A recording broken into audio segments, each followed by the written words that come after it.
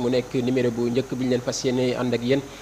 tous les jours du lundi au jeudi à partir de 20h fas yéene ci ànd ak suñu ay chroniqueurs mais également des invités de marque fas yéene décortiquer lépp lu jëm ci actualité ci biir réew mi ak ci biti réew ñu fas yéene ko ànd ak yéen fii ci télé Sénégal ni ki tey nag ñu fas yéene ci ànd ak le grand journaliste un ami que je retrouve ici au télé Sénégal mu nekk journaliste Cheikh Kane fas yéene ànd ak moom ci li nga xamante moom moo di jotaay waxtaan bi Cheikh maa ngi lay nuyu bàyyi la nga nuyu ak mbokku téléspectateurs yi. waaw salaamaaleykum Ibrahima maa ngi lay ziar am mbégte gu rëy donc bokk ak yow plateau bi encore une fois di nuyu ñi nga xamante ni ñoo ñu seetaan di leen jaajëfal comme d'habitude rek voilà di ñaan yàlla lépp lu ñu fi waxtaanee. yal na yàlla def muy ngëneel su ñun doon ko ci askan wi encore une fois mais un plaisir vraiment de le retrouver encore une fois. jaajëfal ko bu baax moom Cheikh Kane comme ni mu ko waxee c'est un ami de longue date un grand journaliste boo xamante ni j'ai ravi de le retrouver ici au télé Sénégal ñu fas yéene ànd ak moom ci li nga xamante ni moom moo jëm ci jotaayu waxtaan bi fas yéene décortiquer li nga xamante ni moom la ñu fas yéene waxtaanee dañ koy doore rek ak njiitu réew bu Sénégal di Bassirou Diomaye Diakhar Faye mi nga xamante ni demoon na foofu les diwaan bu Touba ngir nekk visite bu njëkk gannaaw bu mu nekkee njiitu réew ak léegi mu jagleel ko ki nga xamante ni moom moo di xalifa général des Mourides di Cheikh Mountakha Bachir Mbacké mu nekk sortie bi nga xamante ni nag sortie bu njëkk la gannaaw bu ñu ko tabbee mu nekk njiitu réew bu Sénégal ci élection 2024 yu ñu génn coow li nag bëri woon na ñu ci bëri jàppoon ne ki nga xamante moo di Bassirou Diomaye am na ci tànk bi nga xamante daf ko jàppal li nga xamante ñoom ñoo di këru diine yi ñu ci bëri am ci kàddu yoo xam ne yëkkati woon nañ ko jàpp ne sax ñoom ay salafiste lañ lu ne ñu teg ko ci seen der ñenn ñi dem ba naan bokkuñ ci li nga xamante ni moom moo di tarixa yi tey mu jagleel sortie bu njëkk en tant que président de la République ci kilifa bi nga xamante ni moo di Sëñ Mountakha foofu la ci diwaan bu Touba est-ce que tey mën nañu jàpp ne loolu dafay tëj li nga xamante ni moom mooy kàddu yi nga xamante ni sénégalais yi bëri ñu ngi ko doon yëkkati di ko teg ci ki nga xamante ni moom mooy le président de la République. waaw jërëjëf Ibrahima encore une fois quand même c'est benn visite la bi nga xamante ni donc ñu bëri ñu ko doon xaar. gis nañ ne ñu bëri aussi dañu impatienté woon par rapport ak visite bi nga xamante ne président Bassirou Diomaye Diakhar Faye def na ko fële ca Touba. encore une fois le président quand même de la République voilà toute considération mise à part dafa am tamit un agenda bi nga xamante ni kenn du ko dicté parce que aussi voilà moom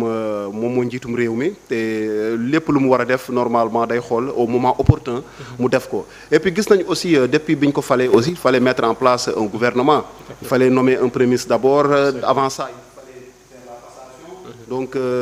dafa peut-être bëggoon a dem Touba dans une circonstance officielle bi nga xamante ni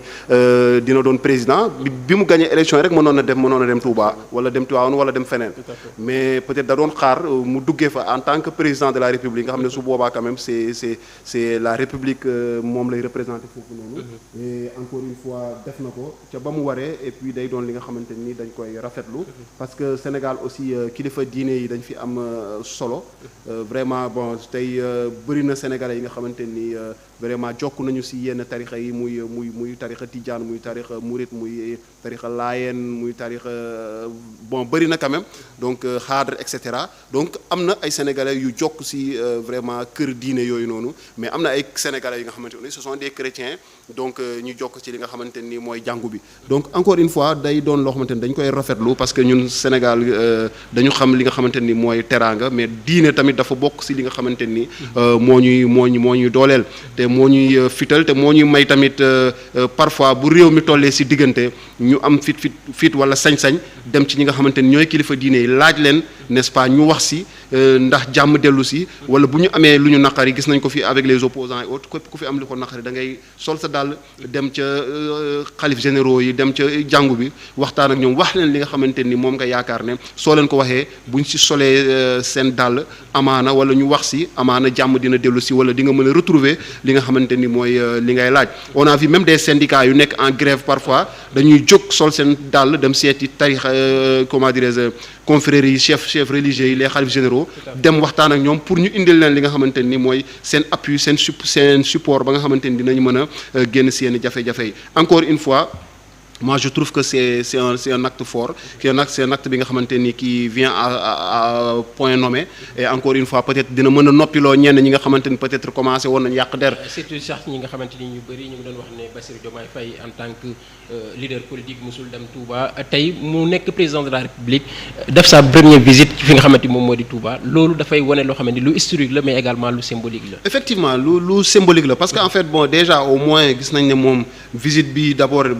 président Bassirou Diomaye Faye ba mu toogee ba léegi gis ñu ko mu dem bitim réew. Tout à fait. Donc gis nañ fi ay présidents yi nga xamante à l'instar du président Macky Sall gisoon nañ ko fi ba mu faloo donc premier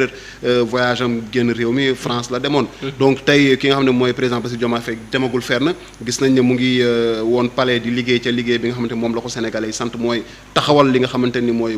gouvernement bi nga xamante ni ñu ngi am yaakaar moo di saafara li nga xamante ni mooy jafe-jafe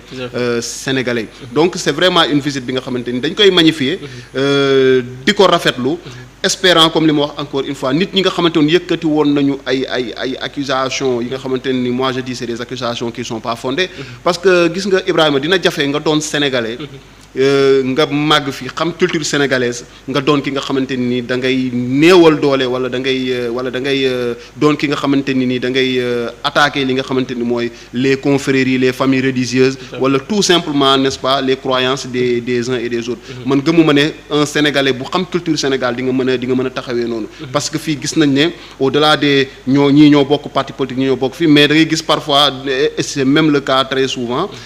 tey am na ñoo xamante ni des militants de la coalition Diomaye président mais ay murit lañu di nga gis aussi ay apéristes yi nga xamante ni ay murit lañu donc du coup après bu ñu génnee ci politique bi am na feneen fu ñu dajee et c'est par rapport à des convictions les gens se retrouvent autour de l'essentiel parce que aussi il y a le temporel et li nga xamante ni mooy intemporel wala spirituel li nga xamante ni donc loolu beneen mbir la mooy sa ngëm-ngëm sa pas-pas loolu nag dafa doon loo xamante ni jaruta forcé mais encore une fois rafetlu li nga xamante ni am na cay fële ca Touba et naturellement on attend n'est-ce pas que ce genre de visite là aussi mu mën ko yaatal dem ci li nga xamante ni mooy les autres familles religieuses dem ba ci jàngu bi dem ba aussi au-delà parce que y a des am na ay kilifa aada yi nga xamante ni ñu ngi ci réew mi dina am solo président mën a toog ak ñoom waxtaan ak ñoom parce que quelque part aussi ñoom dañuy doon trait d'union entre le peuple ak ki nga xamante ni mooy président parce que tamit yenn saa yi nit bu jaaxlee ci sëriñam lay dem wax ko wala dem ci ki nga xamante ni mooy kilifa mu wax ko comme moom mënul jot ci président te xalif général moom mën na jot ci président wala kilifa diine wala kilifa aada moom mën na jot ci président amaana peut-être dina mën a boole sama message ak sa message ak message yëpp jëbbal ko président ne ko ñun kat suñu gox gi wala ñun suñu taalibe lii ak lii ak am nañu ay jafe-jafe yi nga xamante ni lii la te président dina ko mën a jot xool ñi nga xamante ni les différents ministres yi nga xamante ni wala administrateurs yi nga xamante ni war nañ ci jóg ñu jóg ci ba nga xamante ni loolu dina saafaraw donc encore une fois vraiment c'est dañ koy rafetlu rek. au-delà visite bi déggu nañ ko ci li nga xamante ni moom moo di discours am dellusiwaat na ci taxawaay bi nga xamante ni moom war na ko am ci li nga xamante ni moom moo di diwaan bu sell bi di Touba wax na ci wàllu ndox mi wax na ci légalement li nga xam ne mooy jëm ci inondation wax na ci également liggéey am solo yi nga xamante ni sëñ xalif bi mu ngi koy def foofu léegi Touba mu fas yéene ci indi jàppalem ci li nga xamante ni moo di liggéey bi mu mel ne rek dafa nar a teg loxoom fi nga xamante ni moom mooy ñi ko jiitu woon tegoon seen loxo foofu léegi ci diwaan bu Touba. waaw effectivement xam nga moom on dit toujours que l'État c'est une continuité donc tey président Bassirou Diomaye Faye mënul ñëw li nga xamante ni amoon na fi parce que dañuy wax y a les bonnes pratiques les bonnes pratiques nag gëmuma ne nit da ngay ñëw nga fekk les bonnes pratiques nga bàyyi ko nekk ci leneen léegi nag am na yenn pratiques yi nga xam ne peut-être c'est des pratiques yi nga xamante ni à changer yooyu naturellement je suis d'accord dina am beneen posture peut-être rupture bi muy woote peut-être si yooyu lay doon mais pas si yii parce que tey li fi bërëb jaamukaay yàlla yi wala fi nga xamante ni dëkk yu sell yi donc dafay am solo tamit état n'est-ce pas parce que Sénégal benn bopp la quand bien même am na ñuy wax ne Touba dafa war a am statut comme le Vatican etc mais comme yegguñu foofu te bon on est dans un état et un état bi nga xamante ni unifié donc c'est tout à fait normal que les citoyens sénégalais yu dëkk Touba mën a jot ci ndox mu set mën a mën a am li nga xamante ne mooy de l'eau potable pour mën si mën ko jëfandikoo mën si dund ba nga xamante ni vraiment duñu exposé encore une fois si ay feebar yi nga xamante peut-être xam nga bëri na ay bërëb Sénégal kam yu am problème mu ndox mu set donc ndox moomu noonu donc mën na jur ay feebar ay gàllankoor yi nga xamante ni si santé doomu aadama wala si wér-gu-yaramam bi nga xamante ni vraiment c'est pas souhaitable mais au-delà de la question des inondations effectivement Touba da doon si ville yi nga xamante ni c'est des villes yi nga xamante ni dañuy am inondation très souvent bu hivernage bi ñëwee donc encore une fois c'est le moment de prendre peut-être toutes les mesures requises ba nga xamante ni dinañu mën a waxuma peut-être inondation du am mais bu ñu mën a jël les devants ba nga xamante ni yenn zones yi doon inondé peut-être ils feront le maximum pour mu bañ a inondé wala yenn zones yi nga xamante ni day inondé ba léegi peut-être du ñu am temps forcément mettre en place un bon dispositif mais ñu mën ba nga xamante ni par si première heure yi nga xamante ne inondation bi am na pour ñu mën a rapidement évacuer les eaux permettre n'est-ce pas aux citoyens de continuer à prendre les devants donc day doon lu ñuy rafetlu président Macky Sall tegoon na fa tànkam et c'est tout à fait naturel que président Bassirou Diomaye teg fa tànk te man gëm naa ne président bu ñëwaatit encore une fois da nga fay teg sa tànk parce que jafe-jafe askan bi moom ñu saafaral ko moom lañ leen falee te donc naturellement tamit kii religieuse cité religieuse yi tamit mérité nañu une attention particulière bi nga xamante ni c'est très important parce que dañu accueillir n'est-ce pas ay population di accueillir public n'est-ce pas parfois à l'occasion de gàmmu ou de màggal donc dañuy concentrer n'est-ce pas ay nit yu bëri sur un temps requis donc dafa laaj tamit li nga xamante ni assistance su état te assistance état mënta ñàkk parce que bu ñu leen bàyyee aussi day jafe day doon ay jafe-jafe yi nga xamante ni day compliqué encore une fois. ci noonu la ñuy desandi ba tey waxtaanee lu jëm ci li nga xamante ni moom moo di défi yi nga xamante ni mu ngi xaar gannaaw ba ñu sampee gouvernement bu yees bi ba léegi gis nañu ne li nga xamante ni moom moo jëm ci liggéey bi ñëpp nga koy xaar lu jëm ci li nga xamante moo di ay coppite yi nga xamante ni war nañ koo indi mais également baral liggéey bi ba jafe-jafe yi nga xamante ni askan wi ñu ngi koy jànkontele ñu mën ci indi saafara ñu gis ne am na ci yoo nga xamante ni président Diomaye Faye yëkkati ne ci ay kaddu lu jëm ci wàllum administration bi respecté li nga xamante ni moom moo di heure de travail ak yu ni mel mais li nga xamante ni moom moo jëm ci ay décisions yu concret yoo nga xamante ni jëm ci wàllu wàññi dund bi wàllum wàññi li nga xamante ni moo di loyaas bi sénégalais yi bëri ñu ngi leen ciy xaar mu mel ne dafa gum nañ 2 semaines mais amagul benn décision bu concret bi nga xamante ni jëlagum nañ ko tey lan moo war a nekk défi bi nga xamante ni gouvernement bi ñu ngi leen ci xaar pour que sénégalais yi mën a amaat beneen souffle bi nga xamante ni ñu ngi ko doon xaar ci gouvernement bi yees bi. waaw encore une fois dama tàmm wax benn wax dama ne le monde ne s'est pas fait en un seul jour. tout à fait donc dafa am loolu mooy dëgg. parce que àdduna yàlla defaru ko ci benn fan. donc tamit président Bassirou Diomaye ne détient pas une baguette magique. bi nga xamante ni day ñëw rek yëngal ko. la vie des Sénégalais devenir rose wala dundinu Sénégalais yi gën a ñoŋ mais Sénégalais yi dinañ apprécier par rapport ak aussi les premiers actes. yi mu nar a poser est-ce que c'est des actes yi nga xamante ni rassurants yi nga xamante ni du ñu détourner ci objectif bi ñu amoon mooy def le nécessaire ba nga xamante ni les Sénégalais vont vivre de façon tout simplement convenable de façon décente donc loolu la ñuy xaar donc gis nañ ne effectivement mais 2 semaines nga wax effectivement mais tamit avant loolu gis nañ ne c'est la semaine dernière la ñu gis ne ni la passation yi ou bien même c'est en début de semaine peut-être la passation yi doog a jeex au niveau des différents ministères donc loolu dafa doon la nga xamante ni donc quand bien même tenir nañu benn conseil des ministres mais gis nañ ne c'était un conseil des ministres bi nga xamante ni c'était une prise de contact plutôt pour xamante peut-être revenir sur les grands axes yi nga xamante ni moo undu li nga xamante ni mooy projet bi nga xamante ni mooy le président Bassirou Diomaye ak Ousmane Sonko jaay Sénégalais yi donc peut-être si loolu la ñu revenir mais dañ en profondeur léegi nag ministres yi pour il faut ñu dugg si dossiers yi nga xamante ni jébbal nañ leen ko mais man je me dis aussi il y a un audit forcément qui va se faire autour de tous ces grands dossiers yi nga xamante ni ministres yi hérité nañ ko pour ñu mën a xam d'abord quel est l'existant n'est-ce pas existant bi bu ñu ko xamee ba pare peut-être dañu mën a sukkandiku ci yooyu mën a jooyanti mais dans un premier temps moi je me dis c'est aller trop vite de penser que en 2 semaines dina am ay mesures yu concrètes yi nga xamante ni par rapport à la vie des Sénégalais surtout le coût de la vie et cetera pour mu mën a am parce que tamit soo wàññee dund il faut que ce manque à gagner là il faut nga combler ko feneen donc nan nga koy combler encore il faudra revoir la formule léegi est-ce que dañuy yokk impôt peut-être si yenn domaines yi wala si yenn transactions et cetera pour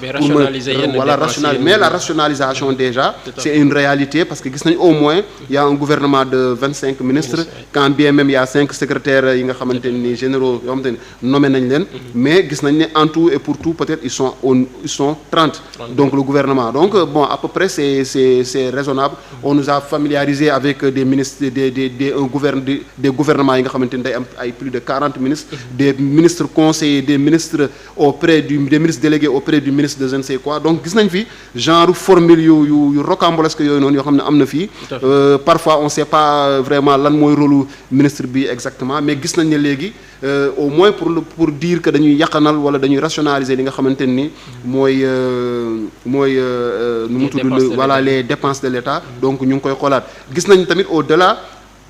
au niveau administratif c'est plutôt des réformes wala fàttali donc ñi nga xamante ni ñooy liggéey dans l'administration, les fonctionnaires et autres les collaborateurs yi ñu wax leen ne tamit dafa am li nga xamante ni dañ koy xaar si ñoom fàttali la kese parce que y a une loi, y a un décret, je pense, y a une loi par rapport à ça. Absolument. Et je pense que tous les fonctionnaires connaissent cette loi-là. Absolument. Donc ils ont l'exigence de transparence. Loolu déjà je pense que c'est une chose bi nga xamante ni ñoom ñëpp je pense quand on est fonctionnaire on le sait. Donc fàttali la te fàttali boobu am na solo peut-être c'est pour mieux, n'est-ce pas, préparer les troupes à ce qui va venir, li nga xamante ni mooy bataille bi nga xamante ni war nañ ko mener contre le coût de la vie, bataille bi nga xam war nañ ko mener ba nga xamante ni dinañu gën a yàqanal li nga xamante ni mooy les ressources yi nga xamante ni Sénégal am na ko, bataille bi ñu war a mener ba nga xamante ni aussi dinañu dugg ci ay réformes yi nga xamante ni en profondeur au niveau de la justice, des réformes war na am au niveau de l'Assemblée nationale, au niveau des différentes institutions, à savoir le Haut Conseil des collectivités territoriales, am na tamit li nga xamante ni mooy le Conseil économique, social et environnemental. Donc am na ay mbir yi nga xamante ni peut-être ci levier yooyu lay mën a sukkandiku peut-être pour mën a tamit réaliser yenn yi parce que aussi c'est des économies de budget. Tey si le Conseil économique, social et environnemental budget bi nga xamante ne dañ ko waroon allouer bu ñu ko jëlee peut-être war nañ ko mën a rediriger feneen ba nga xamante ni dina permettre ñu mën a gérer li nga xamante ni peut-être mooy bëgg-bëgg sénégalais. Mais encore une fois comme je l'ai dit avec le président Bassirou Diomaye, nit ñi dañu war a demee les populations sénégalaises, le peuple tout simplement dañu war a demee li nga xam mooy patience parce que bu ñu xaaree en 2 semaines wala en 1 mois qu'il y ait des changements radicaux gëmuma ne dina mën a yomb. Donc encore une fois peut-être les Sénégalais vont encore tenir la dragée haute en attendant ñu dem ba si biir peut-être ñu doog a am li nga xamante mooy changement. Le respect des heures de travail également mu nekk une mesure concrète boo xamante ni war nañ ko appliquer parce que boo xoolee tey administration Sénégal y a un manque à gagner ay retard yu bëri yi nga xamante ni dañ ko ciy gis mu nekk des milliards c'est des milliards yoo xamante ni dañ koy perdre par jour. Tey bu ñu indee li nga xamante ni moom mooy ce décret là pour permettre que ñi nga xam ne ñoom ñooy nekk ci administration mën a respecter les heures de travail, liggéey heure wàcc heure, je pense que ne tey dana am lu nga xamante ni dana ko indi ci économiquement ci li nga xamante moom moo di budget état bi. waaw effectivement xam nga américains yi moom dañu am benn adage bu ñuy wax te ñun ñëpp on le répète à tue-tête, dañu ne le temps c'est de l'argent. Tout à fait. Donc ku xam la valeur du temps di nga xam ne temps boo ñàkk c'est fini, tu peux plus le rattraper. Absolument. Donc comme le temps c'est de l'argent et que nous on veut gagner de l'argent, donc il faut qu'on gagne du temps. Donc léegi li am mooy sénégalais yi au niveau de l'administration malheureusement def nga constat les autres Sénégalais ont fait le constat. Gis nañ ne y a du laxisme au niveau quand même de l'administration, ay fonctionnaires yu dul xëy heure, fonctionnaires yu wàcc heure, fonctionnaires yi nga xamante ne quand bien même bu ñu ñëwee sax seen bureau peut-être du ñu liggéey. Yenn saa yi nga ñëw ci benn bureau nga toog dina ñu ne la ana occupant bureau bi nga laaj ñu ne la ah mu ngi fii de mais peut-être dafa nekk feneen yow nga toog di ko xaar pendant 2 heures de temps ou 3 heures de temps. Peut-être seulement il est en train de discuter avec un de ses collègues de sujets yi nga xamante ne peut-être dañu jàpp ne moo gën a am solo yow nga toog xaar tu auras perdu 2 heures de temps yi nga xamante ne ni peut-être mënoon nga dem defi leneen bu ñu la toppatoo woon mais tu perds du temps non seulement moom day perdre temps ba pare perdre le temps. Donc de ce fait vraiment ñun ñëpp ñooy subir les conséquences. Léegi nag dafa am ay mbir yoo xamante ni c'est très simple gis nga man les heures de travail moi je ne suis pas inquiet xam nga je ne suis pas inquiet dama jàpp ne y a une manière très simple de régler ça. Tey il faudrait qu'on ait juste le monde a évolué qu'on ait juste des systèmes de pointage très performants. Yow tey boo ñëwee 8 heures nga war a ñëw 8 heures nga ñëw 8h05 on peut te donner un seuil de tolérance ne ba 8h15 wala 8h30 ku ñëw on considère que ñëw nga heure plus ou moins mais au-delà chaque heure wala chaque minute boo tardé dañ ko dagg sa salaire. Tout à fait. Donc aujourd'hui je te dis par exemple kenn koo xamante ne chaque jour il vient en retard pendant 30 minutes donc dans la semaine donc dina def 150 heures yi nga xamante ni dañ ko koy dagg. n'est-ce pas pas 150 heures 150 minutes yi nga xamante ni dañ ko koy dagg donc à la fin du mois s'il fait ça pendant 4 semaines balaa kii bi di jeex balaa semaine balaa weer bi di jeex donc dina am 150 minutes fois 4 donc dina am 600 minutes yi nga xamante ni dañ ko war a dagg 600 minutes boo ko daggee ci salaire nit ki à la fin du mois mu gis ne salaire am wàññeeku na mais ça va il va réfléchir le mois prochain je pense qu'il sera le premier à pointer et le dernier à partir donc yooyu noonu dafa am ay systèmes yi nga xamante ni soxlawul ay bind ay sanctions soxlawul ay en fait c'est très simple c'est des systèmes yi nga xamante ni on est dans un monde bi nga xam ne c'est un monde digital tey des personnes munies de badge mën nga xam ban heure la nit ki ñëw ban heure la wàcc donc su badgee aussi mais aussi qu'il y ait des contrôles yi nga xamante ni un contrôle récurrent au niveau des bureaux tey au niveau de l'administration war na am ñi nga xamante ni je ne sais pas c'est des inspecteurs ou comment nan lañ leen di woowee mais ñu mën a am n'est-ce pas cette flexibilité là wala cette disponibilité là à chaque fois mën nañ jékki-jékki rek tey comme ñun temps ñuy jàng école da ngay jékki-jékki inspecteur ñëw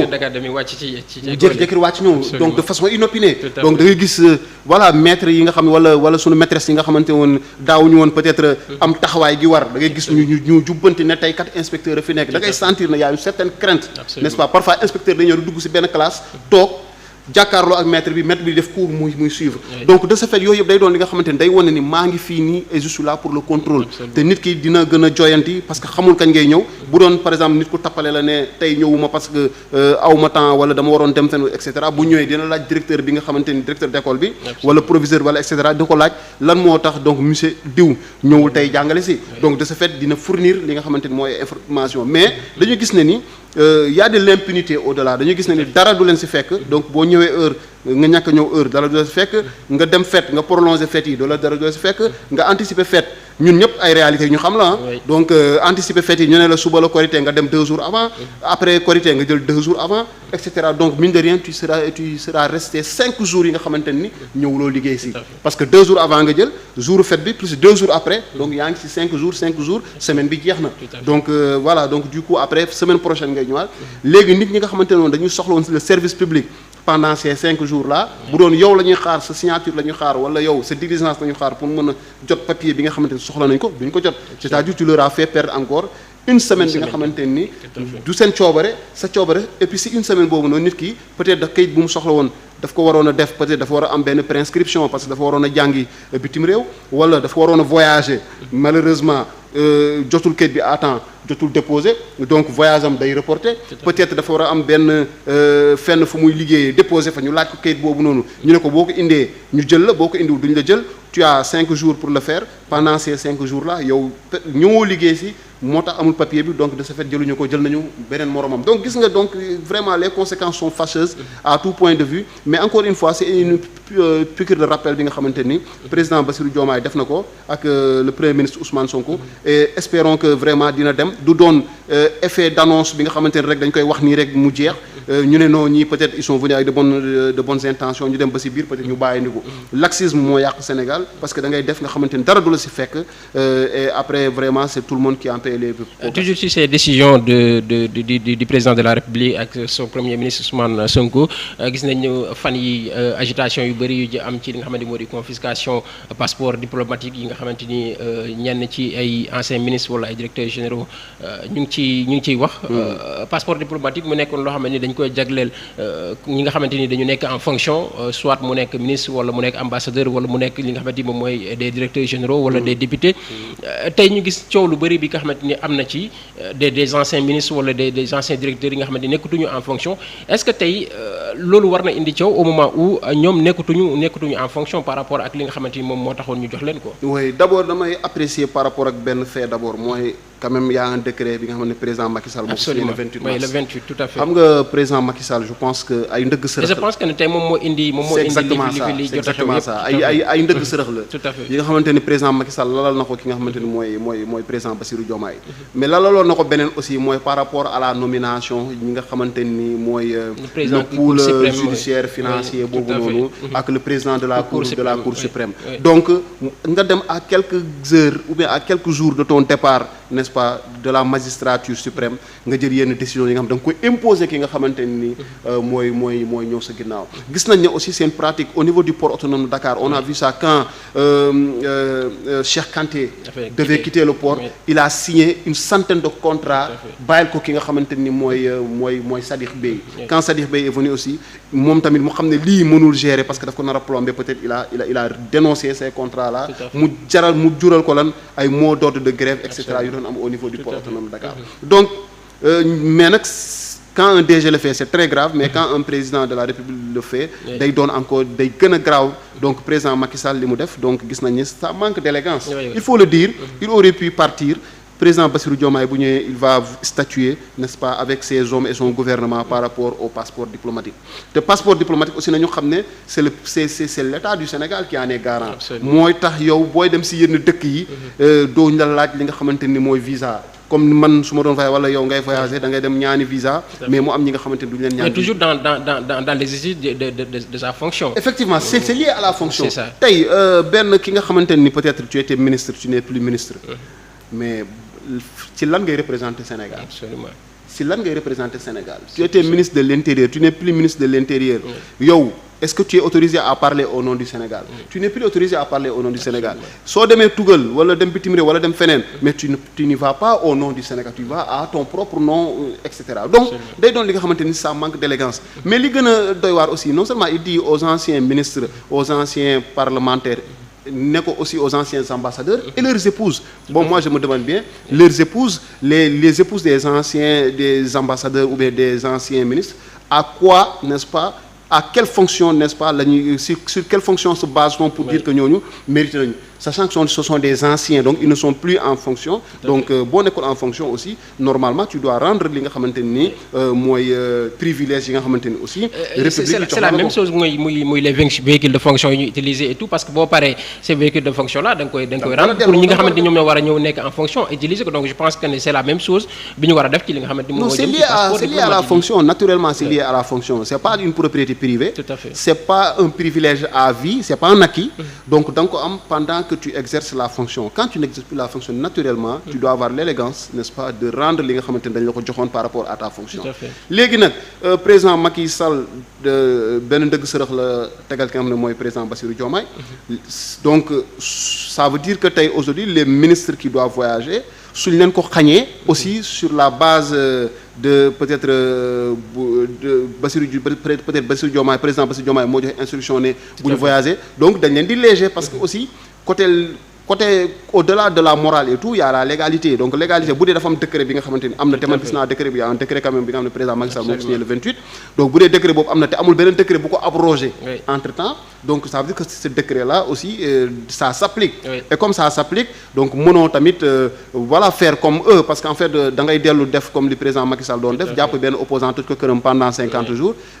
voilà et que tu n'es même pas en mesure de fournir n'est-ce pas li nga xamante ni un papier provenant d'un juge et cetera ou bien d'un tribunal bi nga xamante ni moom moo lal li nga xamante ni moom nga def donc tu l'as fait si jaay doole et cetera donc aussi faudrait pas qu'on verse si li nga xamante ni mooy jaay doole mais encore une fois on est tous d'accord que c'est inélégant de la part d'un président sortant à 4 jours de ton départ du palais ngay jël yenn décisions yi et puis des décisions incohérentes parce que lu tax mu incohérent mooy yow yaa ngi jël ki nga xamante ni nii liggéeyatul pour état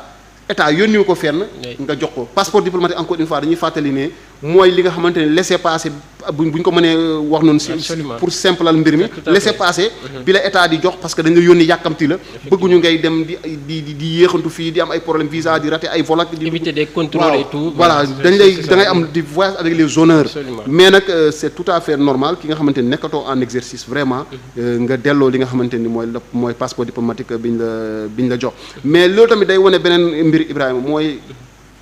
jusqu'à présent suñu classe politique bi xamuñu ne après le pouvoir n'est-ce pas la vie continue. Absolument. parce que après le pouvoir avant le pouvoir yow da nga doon dem déposer ñaan visa ñu may la. c'est que je pense que tey loolu yëpp li koy indi mooy ñàkk xam na ne yow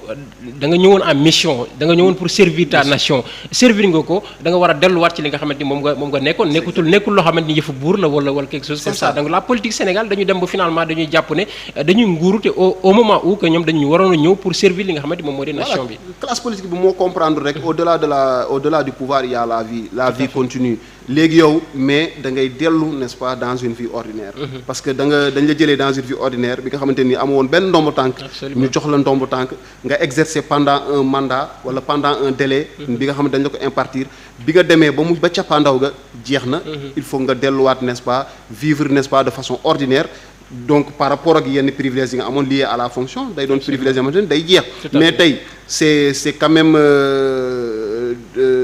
discriminatoire nga jël li nga xamante ni passeport diplomatique nga continuer di ko jox ki nga xamante ni moom ancien ministre la nga xañ ko un sénégalais lambda nga xañ ko un étudiant sénégalais qui va aller peut-être en Europe continuer ses études nga xañ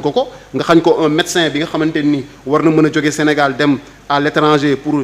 gën a yaatal xam-xamam nga jox ko ki nga xamante ni seulement moom li ko may loolu mooy seulement peut-être moom ambassadeur la woon doonatu ko à la retraite wala mu doon ambassadeur jabaram bi nga xamante ni moom amul Sénégal yónniwu ko fenn yóbbantewu ko fenn kooku di dem di voyage avec le passeport diplomatique sénégalais di am ay privilèges yi nga xamante ni un médecin bi nga xamante ni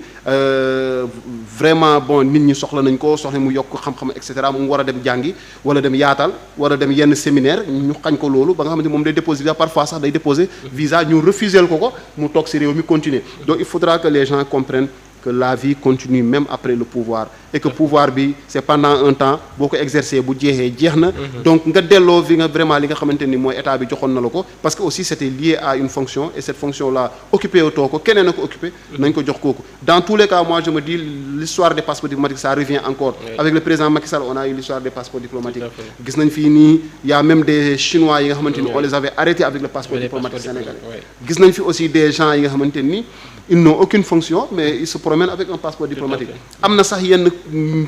politiciens yi nga xamante ni bu ñu doon waxaale ak yenn responsables yi le passeport diplomatique était n'est-ce pas mis sur la table da doon bokk ci élément de négociation yi dina jox passeport diplomatique jox ko sa jabar jox ko sa doom jox ko et cetera pour n'est-ce pas enrôler la par rapport ak li nga xamante ni moom loolu lañ bëgg passeport diplomatique dañ ko war a teg ci yoon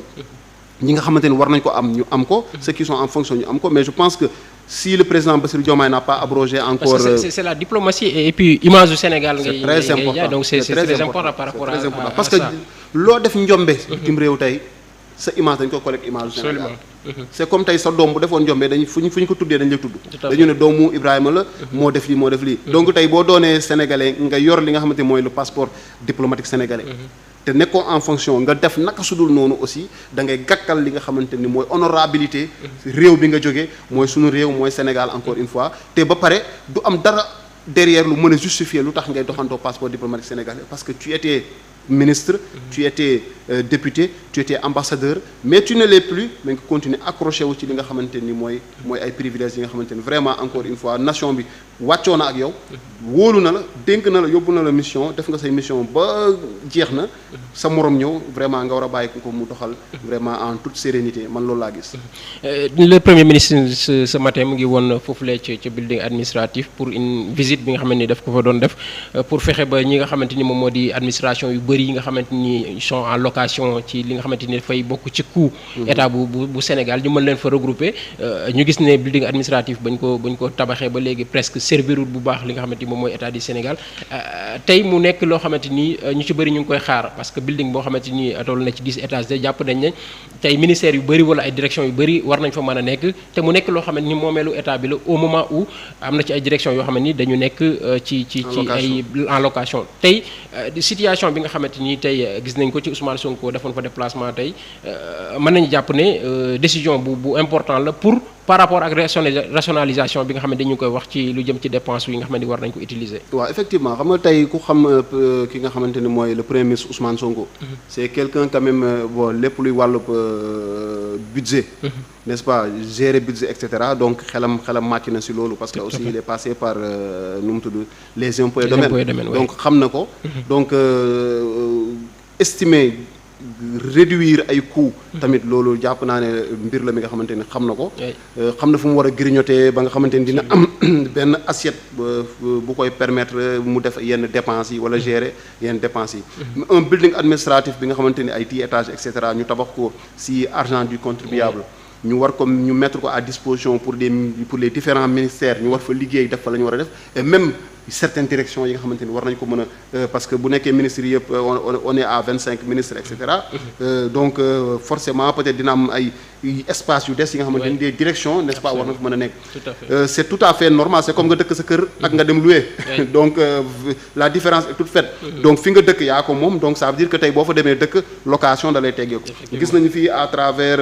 les différentes artères de Dakar parfois nga romb gis benn ministère fenn mu laqatu fenn nga xamante ni l'État du Sénégal dafa nekk en location foofu wala nga gis benn direction générale bu nekk fenn nga gis ne État du Sénégal dafa nekk en location foofu noonu te alors que mën na leen mën nañ ko yóbbu lépp ca building administratif je trouve que c'est tout à fait c'est une décision à saluer c'est une décision aussi qui permet de rationaliser encore une fois les dépenses de l'État bu dee État am na li nga xamante ni moo ko moomal boppam te mu mën a abriter les services de l'État ça ne sert à rien État di dem di génn di wuti li nga xamante ni ay dëkkuwaay la di si fay li nga xamante ni waru ko woon fay peut-être bu toogoon fee peut-être ça aurait pu et aussi avec les frais de fonctionnement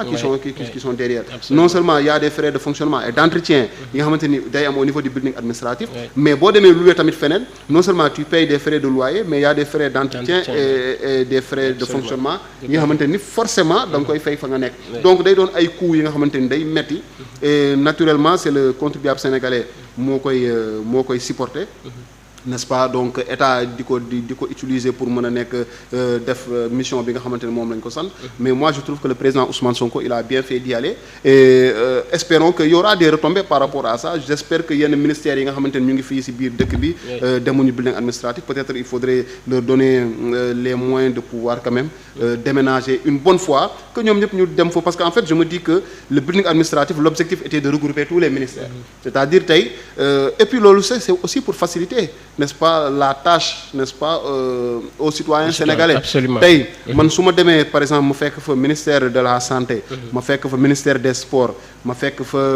ministère de la femme et cetera mais mën naa génn ministère bi amoon lu may lijjanti fii 8 heures ma lijjanti fii ab mbir 9 heures ma dem dugg beneen ministère bi lijjanti ba ma fa lijjanti midi ma dem fële alors que bu doon fii la à Dakar nu mu tudd matériellement c'était pas possible donc avec les embouteillages qu'il y a avec l'éloignement qu'il y a entre les différents ministères donc day doon li nga xamante ni daf may gàllankoor te mën naa alors que mën naa yeewu benn bés rek ma dem au niveau du building je peux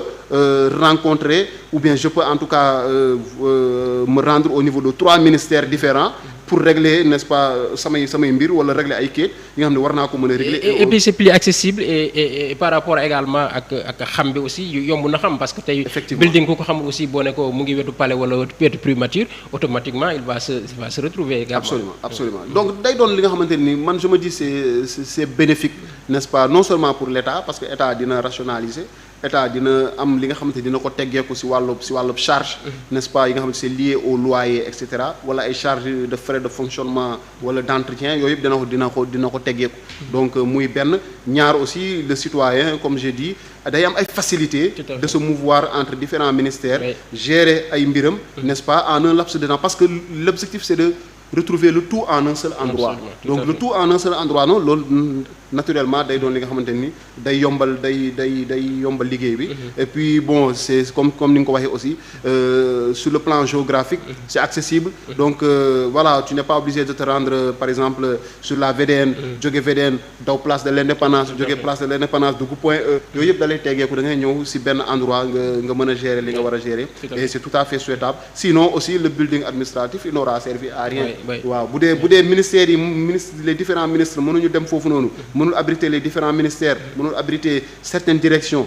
donc finalement donc on se dit que l'objectif du building administratif n'est pas atteint et tamit malheureusement c'est un investissement à perte parce que bu dee occupé wuñ ko defuñu fa la fa war donc c'est un investissement à perte on aura mis de l'argent pour rien et je pense que comme on parle de rationalisation donc le premier ministre Ousmane Sonko il a bien fait d'y aller léegi nag li ñuy xaar toujours rek mooy les premiers actes sont posés mais la suite parce que tamit bu ñu jékki-jékki peut-être permettre à certains ministres de ne pas sortir de Dakar et cetera non nañ dem au niveau du building administratif ñu occuper ko naturellement. Tout à fait on va tout juste finir avec li nga xamante ni mooy jëm ci affaire Prodac ak Mame Mbaye Niang bi nga xamante ni Cour des comptes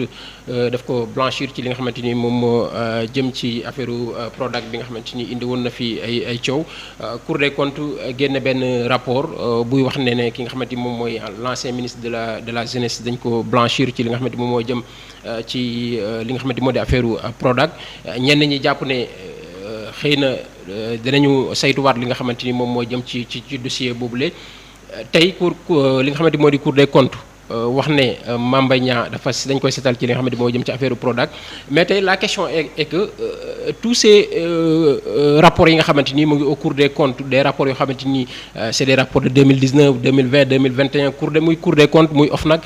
tous ces rapports yi nga xamante ni sénégalais ñu ci bëri ñu ngi ko doon xaar lu ci mel ne rapport Covid bi ba tey rapports yooyu yëpp kenn gisagu ko ci table yi ba ñu xam exactement kan moo ci laale ak kan moo ci laalawul tey li ñu ciy xaar ci li nga xamante ni moom di gouvernement bu bees bi mooy fexe ba tous ces rapports là ñu déclassifier ko teg ko ci table bi sénégalais yi xam exactement kan moo ci laal wala kan moo ci laalagul parce que c'est de l'argent contribuable surtout lu jëm ci li nga xamante moo di rapport Covid 19 bi nga xam ne c'est des sénégalais ñoom ñoo jël ku ci nekk sa dërëm sa ñaar dërëm ñii joxe 1 million ñii joxe 1 milliard. ba loolu ñu mën ko def ci li nga xamante ni moom mooy xeexu li nga xamante moo di Covid 19 bi. waaw dafa doon li nga xamante ni loolu c'est toujours la reddition des comptes. parce que loolu dafa doon li nga xamante ni dafa am solo. tout à fait et puis buñ ko toppul dem jusqu'au bout. day doon encore un précédent dangereux bi nga xam c'est quand bien même xewoon na fi parce que président Abdoulaye Wade ba mu toogee en 2000 qu'est-ce qu'il a dit dafa ne baal naa ñëpp. Bon, je pense que c'était la plus grande erreur que le président Abdoulaye ait commise parce que mënoo bàlloo moomul. Absolument. waroo bàlloo moomul. Tout à fait. Donc il aurait dû diligenter les différentes enquêtes, mener toutes les procédures pour les Sénégalais xam seen xaalis fan la jaar. Absolument. kan moo ko jël ak kan moo ko jëlul ak fan la mujjee. Effectivement loolu Sénégalais yi loolu mooy la reddition des comptes mais loolu aussi mooy bonne gouvernance mooy tamit transparence bi nga xamante ni yàgg nañ ko jooy ci réew mi. Président Macky Sall aussi ba mu toogee en 2012 gis nañ ne il a tenté de façon malicieuse quand même je le dis choisir ay nit ñi nga xamante ne lay topp ak ñu mu dul topp. Donc foofu la ku ma am ndey ku ma amul ndey commencé. Absolument. Parce que ni mu xaree tànk tubéyam pour xam ndax Karim laale na ci xaalisu réew mi am déet noonu la waroon a xaree tànk tubéyam si ñeneen ak ñeneen ñi nga xamante ni des rapports n'est-ce pas épinglé na leen woon wala joxoñ nañ leen woon baaraamu tuuma et cetera. Il était important peut-être mu tirer ces choses là au clair. Mais c'était une demande de voilà. Donc mais le président Macky Sall nous a servi un discours du genre am na yoo xamante ni man maa si teg sama conc. Donc ba mu commencé teg conc ci ay dossiers rek yi nga xamante ni ku ma am ndey ku ma amul ndey day commencé mais nga teg dossier ci loo xam ne moomoo ko parce que du sa alal c'est pas l'argent de ton héritage, c'est pas un legs que tes parents t'ont laissé, c'est pas de l'argent que tu as travaillé, ça t'appartient pas. Absolument. C'est de l'argent bi nga xamante ni man yow ak keneen la ñu tagg suñu impôt. Président Macky Sall ak ñi ko précédé jël suñu signature dem à l'étranger au nom du Sénégal lépp alal indi ko ci réew mi pour doxal ay projet wala pour suqali n'est-ce pas dundu askan bi et cetera mu am ay nit n'est-ce pas des gens mal intentionnés tapis dans l'ombre n'est-ce pas et parfois même au vu et au su de tout le monde jékki-jékki jël alalu réew mi jaawale seen poche ak poche ak li nga xamante ni mooy poche askan bi donc mu doon li nga xamante ni c'est tout à fait regrettable te donc gouvernance su président Macky Sall jàll na léegi président Bassirou Diomaye moo fi nekk moom moo woote transparence moo woote rupture comme na ko président Macky Sall woote woon moo woote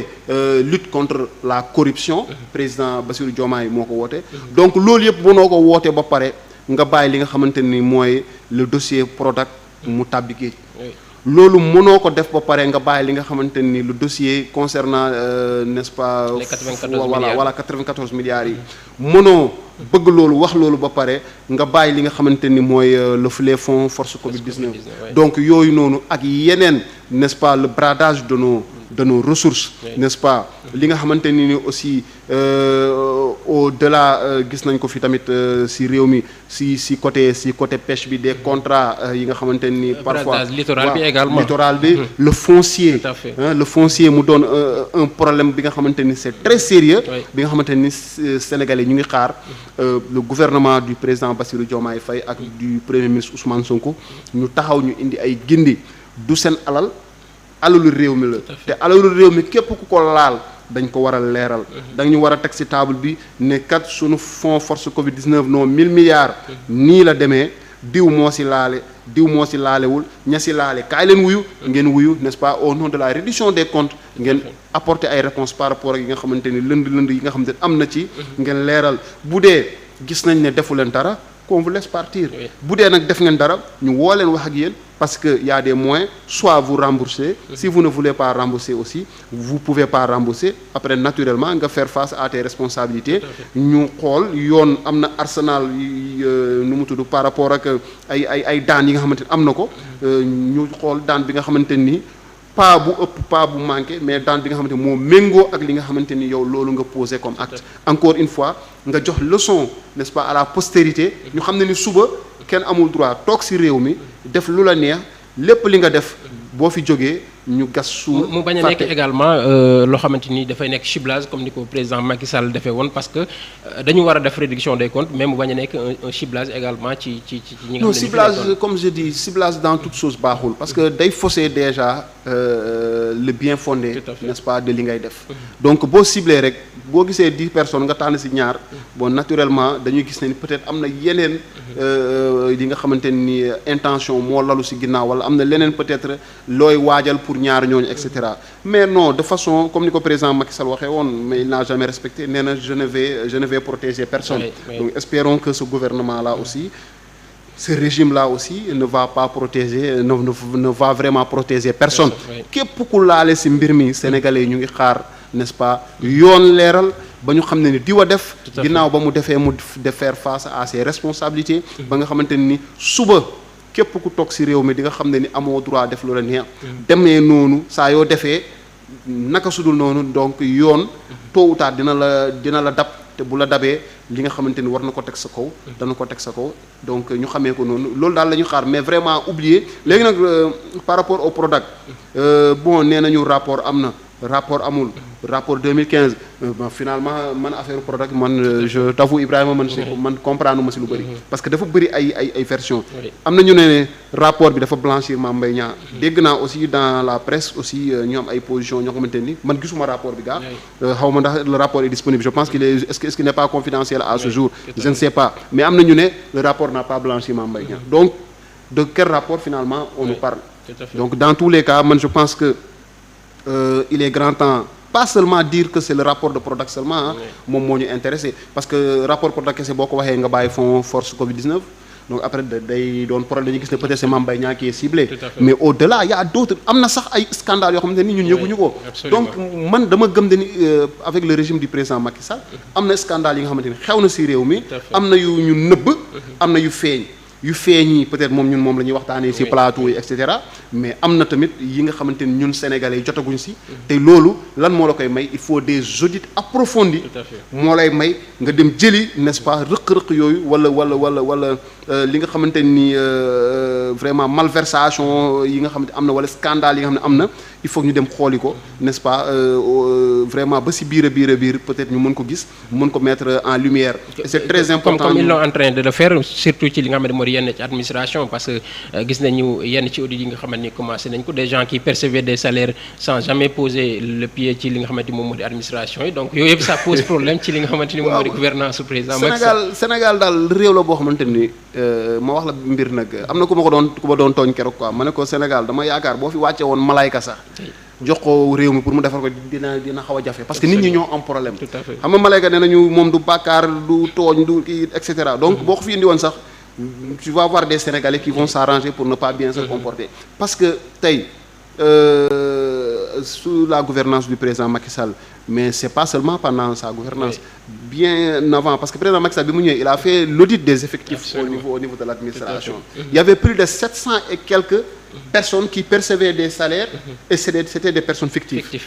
donc ñiy fayeeku xamuñu fu ñu nekk bi ñu leen woowee ne leen dañu soxla ñu def seen présence physique ñëw pour leeral ni ñoom ñu ngi dund et que ñoom la et cetera donc malheureusement gis nañu plus de 700 et quelques ñi nga xamante ne ñëwuñu et moi je me dis le mal peut-être il est même plus grand que ça peut-être ñun dañu 700 peut-être bu ñu gënoon a filtrer peut-être dinañ am lu ëpp loolu. Mais avec le président Macky Sall on a vu aussi am na ñi nga xamante ni donc peut-être de façon fictive dañ doon fayeeku malheureusement loolu am na ci administration. moo tax administration bi c'est très important message bi nga xamante ni président Bassirou Diomaye jël na ko jébbal leen ko. dafa am solo parce que aussi parfois da ngay gis on est au Sénégal man damay nekk fenn je donne un exemple peut-être que je suis le DG de la Poste. ok am naa ay mbokk yi nga xamante ni peut-être chaque weer mënu ma leen may. xaalis, etc. Je les case là-bas à la Poste. Bon, je n'ai rien contre la Poste. Je donne un exemple. Je dis que si j'étais un directeur de la Poste, donc ma case leen foofu chaque fin du mois dañuy dem présenter ou bien dem seen compte bancaire, je leur fais un virement au nom de la Poste. ba nga xamante ni peut-être c'est pour ou bien pour caser du personnel politique bi nga xamante ni am nga ko. Parce que am na nit ñi nga xamante ni ils ne vivent que de ça ils font que de la politique ils n'ont pas de métier ils n'ont pas de diplôme ils n'ont rien donc dañuy nekk ci ginnaaw jàppale la yuuxul la sànni la xeer mobiliser la donc boo toogee parfois tu te dis que tu es redevable par rapport à ces gens-là léegi nag mënoo leen tabb ci ab poste parce que ils sont pas diplômés mënoo leen jox financer leen jox leen liggéey parce que amuñu métier léegi ñooñu nan ngay def ak ñoom te da nga leen di bëgg satisfaire loolu mooy indi parfois ñuy créer vraiment ces emplois fictifs là ay nit ñi nga xamante ni dañu nekk ci fichier bi bokk ci effectif yi nga xamante ni ñoo nekk ci administration fekk en réalité c'est des gens qui ne travaillent pas dans l'administration dañuy ñëw rek pour fayeeku dem seen yoon loolu gis nañ ko fi malheureusement mais espérons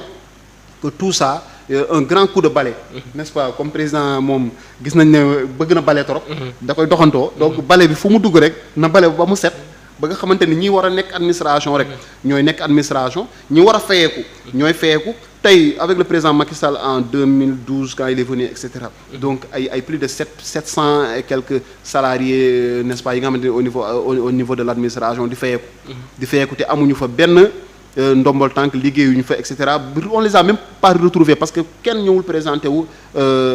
vraiment pour décliner identité par rapport ak 700 yooyu noonu ñooñu ñaata lañ doon am salaire peut-être que il aurait été beaucoup plus intéressant même ñu valoriser woon les salaires de ces 700 et quelques personnes là ne ñu par exemple nii la ñuy coûter donc sur l'année peut-être c'est des gens qui vont nous coûter voilà on sait jamais parce que ça dépend de salaire bi ñuy fay peut-être c'est des milliards si ils sont payés à 1 million ou 2 millions et cetera peut-être que sur l'année dina doon xaalis bi nga xamante ni si gafa n'est-ce pas état bi lay jógee ñu koy jox ay nit ñi nga xamante ni yellawuñ ko am ay étudiants yuy xaar seen bourse mënuñu ko jot am ñi nga xamante ni voilà donc des personnes qui travaillent ci administration bëgg a fayeeku mënuñu fayeeku au niveau des collectivités territoriales ay gis nañu on a vu un mouvement d'humeur nit ñi soxla ñii di ñaan augmentation état mënul augmenter parce que y a ces 700 et quelques personnes ou bien y en a même plus ñi nga xamante ni ñu ngi jot xaalis bi nga xamante ni yellowuñ ko te day gën a gas li nga xamante ni mooy le budget de l'État et day doon loo xam dañ koy ñaawlu mais di xaar que le président Bassirou Diomaye Faye et son premier ministre et tout son régime ñu jël def un coup de balai vraiment ba nga xamante ni képp nga xamante ni tu es un agent fictif vraiment ñu génnee la ci fichier bi ba nga xamante ni on va payer seulement les Sénégalais qui travaillent pour le compte du Sénégal ba pare aussi comme ni ma wax rek mettre en place un système de pointage bi nga xamante dina permettre sénégalais gis nga Ibrahima wax la nit bëggul ko laal xaalisam effectivement nit moo bëggul ko laal xaalisam donc tey gars yi bu ñu doon absenté di absenté wala di retard saa yoo retardé ñu dagg la saa yoo absenté ñu dagg la sama waa ji léegi ñëpp tegu 7 heures di nga gis ku nekk si bureau di nga gis ku nekk di nga liggéey ba sa heure wàcc jot nga doog a wàcc doo anticiper fête doo prolonger fête donc loolu daal la ñu xaar si président Bassirou Diomaye espérons que le slogan jubal jubante bi ñuy woote mu nekk loo xam ne dafa effectif ci administration bi en tout cas c'était un plaisir vraiment ànd ak yow ci li nga xamante ni moo di 2024 plus c'était un plaisir également retrouver la fi nga xamante ni moom moo di Télé Sénégal un ami de longue date un grand journaliste également Cheikh par contre je ne suis pas journaliste donc je tenais à préciser man seen keppaar laa jàngee non c'est un grand journaliste je suis plutôt chroniqueur donc man seen ginnaaw merci beaucoup vraiment c'était un plaisir dalal la ci li nga xamante ni moom moo di plateau bi di la bàyyi nga tàggatoo ak mbokku internet waaw encore une fois mu doon mbégte mu rëy donc retrouver la ci plateau bi doon mbégte retrouver ñi nga xamante ni mooy suñu mbokku internet ginnaaw korité bi voilà encore une fois di leen jaajëfal di leen baal ak di leen baalu ak di leen ñaanal jàmm di ko ñaanal réew mi. Tout à fait. donc di ñaanal président Bassirou Diomaye. lu tax ñu koy ñaanal tout simplement parce que c'est lui le président de la République. et que beaucoup de Sénégalais ont placé li nga xamante ni seen espoir si moom. Absolument. donc di ko ñaanal yéen bi yal na oyof ba nga xamante ni dina mën a réaliser li nga xamante moom la Sénégalais di xaar si moom. te bu ko réaliser wul tamit ce sera une grande déception pour le peuple sénégalais. Tout à fait. et espérons que vraiment on est fatigué d'être déçu tout le Tout à temps. fait. donc on a envie d'y croire. et que am yaakaar ne lépp dina tegu. mais na ku nekk fa nga nekk nga dugal sa loxo ba nga xam ne réew mi sa moomeelu bopp la ba nga xamante ni ñun ñëpp dinañu mën a dem si kanam Sénégal bu demee si kanam ñun ñoo dem si kanam. donc te bu ñu demee si kanam fierté lay doon n'est-ce Tout à pas fait. pour tous les citoyens sénégalais. En tout cas, on l'espère bien parce que xale la il est ambitieux et il a encore beaucoup de temps pour mu mën a defar li nga xamante ni moom la ñuy xaar ci moom. Gis nañ taxawaay bi nga xamante ni door nañ ko pour que li nga xamante ni moo di yaakaar bi sénégalais am ci ñoom mu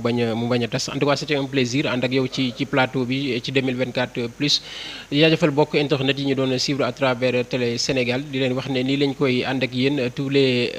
lundis jusqu'au jeudi li nga xamante ni moom à partir de 20h jëm 21h. ci seen émission 2024 plus fii ci Télé Sénégal bi nga xamante ni moom mooy la télévision des grands moments fas yéene ànd ak yéen ci li nga xamante ni moom moo di boobule émission jaajëfal tous les internautes yi ñu doon suivre à travers 2024 plus jaajëfal également ñi fare woon ci wàllu technique bi ba mën leen a dégtal li nga xamante ni moom moo di émission bi jox leen dig daje demee incha allah ci li nga xamante ni moom moo di plateau bi ci yeneen chroniqueur ak yeneen gan d'ici là portez-vous bien. sëñ bi Mbacke ñu ngi lay nuyu di la ziar bu baax a baax a baax. di la jox sa wàccuwaay mag te di am mbégte gu mag a mag a mag ci ñëw seet si la ziar si la tamit te di la ñaanal yàlla may la wér gu yaram gu dëgër te guddal fan yi lool ba nga matal liggéey gi nga xamante ne nas nga ko fii di ñëw tamit ci tànku président de la république waaye di ñëw tànku doom di ñëw tànku taalibe di ñëw ngir sàkku ñaan ci Sénégal sàkku ñaan ci Sénégal sàkku ñaan ci yàlla oyofal yen gi nga xamante ne natoo nañu ko def nañ njiit ci réew mi nga xamante ne yaakaar gu rëy lañu gàllu suñu loos ni ñu tegoo nag réew yàlla natooñu ko noonu la leen natoo tamit ci wàllu diine ga jaami yaakaar leen lool bàyyi leen seen bopp tamit kon waxtaan mënta ñàkk suñu diggante ndax lu ñuy def rek lu ñu war a yëgoog yéen la ngeen jiital ci seen ñaan dolli ñu ci seen xalaat digal ñu ci loo xamante ne mënta doon leneen lu gën ci réew mi ñu jëfee ko tamit ngir njëriñ ci réew mi loolu moo taxoon bi ñu doon def sax campagne électorale bi amoon yéena lool ñëw fii waaye rek ñu xam ne gàllankoor mënta woon ñàkk ndax depuis jamono joo xamante ne li ngeen di naafila di ñaanal réew mi di ñaanal taalibe yi day tax mu xaw a am xat-xat ñu doon moytu lool tamit jóge ci meeting rek jaar fi ak mbooloo mi mën na am sax mu doon lu nuroog lu salfaañe li nga xamante ne santaane nga ko ci dëkk bu tedd bii waaye bu ñu toogee dañu wax ne balaa ñuy génn di dem fenn bitim réew rawatina ni ñu fa waajal tànk yi dinañ doon ñëw ba ci yow sàkku ñaan ziar la masawu la coono gi yépp te di la feddal na liggéey gi nga xamante ne suma nga ko fii ñun dinañ ci taxawaay gi war xam nañu ne ci li nga nekk ci wàllu njàngale bi rawatina ci université bii nga xamante ne lu ñu soxaloon la ndax daf fi am sax loo xamante ne dañ ko fiy jàngale mu doon lu jiitu ci li ñu bëgg a def ci réew mi muy wàllum mbéy mi ak leneen loo xamante ne ñu ngi ko fay jàngale te mu doonoon mébét ci ñun ci ñi nga xamante ne jàngee nañu la ko arab ñu bañatee soxla dem bitim réew pour motal seen njàng ci li gën a kawe lii di tamit ndox mi ci Touba te ku wax ndox mi Touba wax nga ndox gi ñuy naan waaye wax nga tamit ndox mi nga xamante ne bu tawee jafe-jafe dina ci am lii nekk nag ci doomu aadama alhamdulilah rabbil alamin macha allah fii ci Touba war na tax ñun